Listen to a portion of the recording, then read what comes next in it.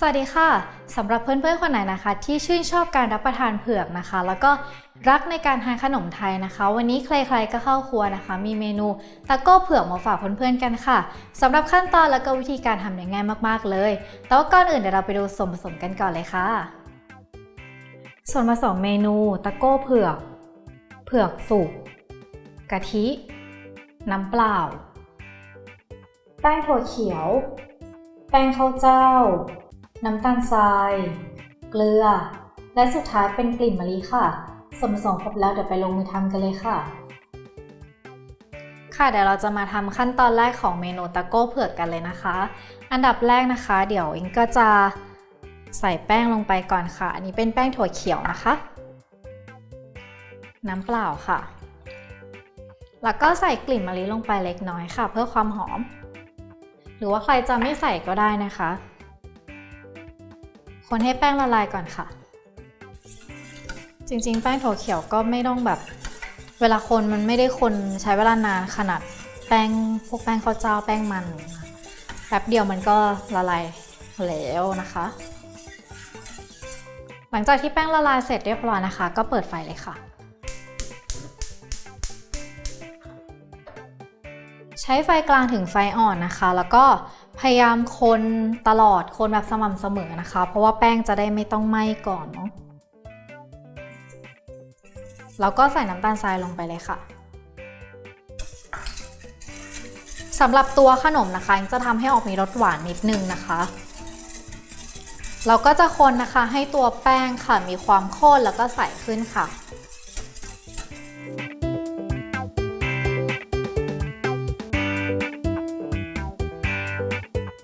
ตอนนี้นะคะอิงก็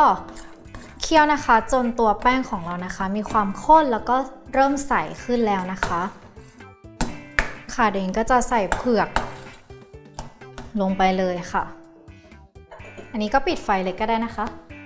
เพราะว่าเผือกของเราเนี่ยสุกอยู่แล้วใส่แล้วก็คนให้เข้ากันเลยค่ะ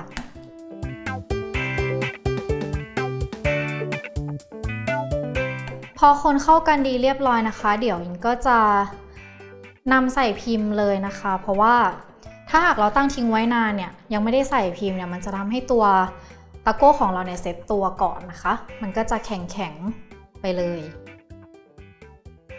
เดี๋ยวอินก็จะมาตักใส่ภาชนะของเรานะคะ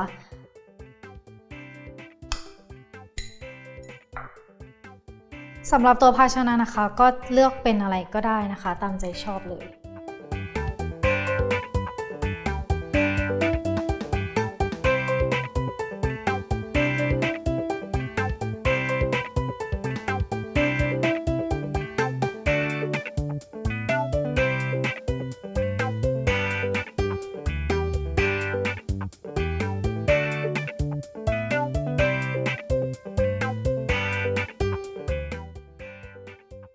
หลังจากที่เราทำตัวตะโก้เผือกไปเรียบร้อยแล้วนะคะเราจะมาทำหน้าตะโก้กันค่ะ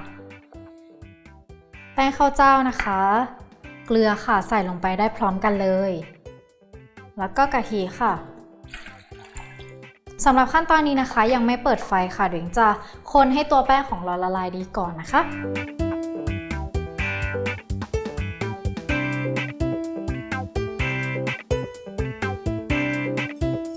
ตอนนี้นะคะตัวแป้งของเราก็ละลายดีเรียบร้อยค่ะอิงก็จะเปิดไฟเลยค่ะจะใช้ไฟกลางถึงไฟอ่อนนะคะคนไปเรื่อยๆค่ะให้ตัว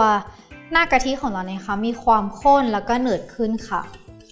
ก็ควรที่จะหมั่นคนเรื่อยๆนะคะเพื่อกันไม่ให้ตัวกะทิเราไหม้ค่ะ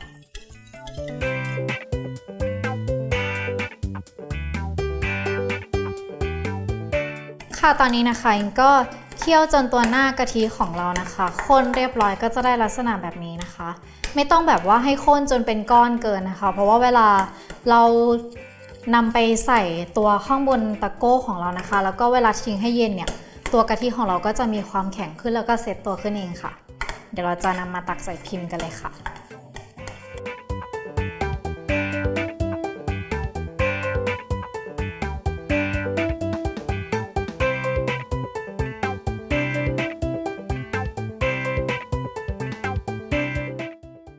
ค่ะและนี่นะคะก็คือหน้าตาของเมนูตะโก้เผือกของเราค่ะเด็กจะนำตัวเผือกสุกนะคะมา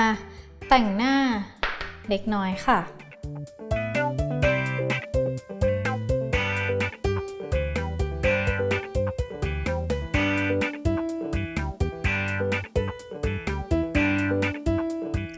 เสร็จเรียบร้อยแล้วค่ะเห็นไหมล่ะคะว่าวิธีการทำเนี่ยไม่ยุ่งยากเลยค่ะถ้าเพื่อนๆคนไหนนะคะที่ชื่นชอบการรับประทานขนมไทยแล้วก็ชื่นชอบการรับประทานเผือกต้องห้ามพลาดเมนูนี้เลยค่ะสามารถติดตามชมสูตรแล้วก็วิธีการทำได้ที่เว็บไซต์ foodtravel.tv ค่ะวันนี้ต้องขอตัวลาไปแล้วสวัสดีค่ะ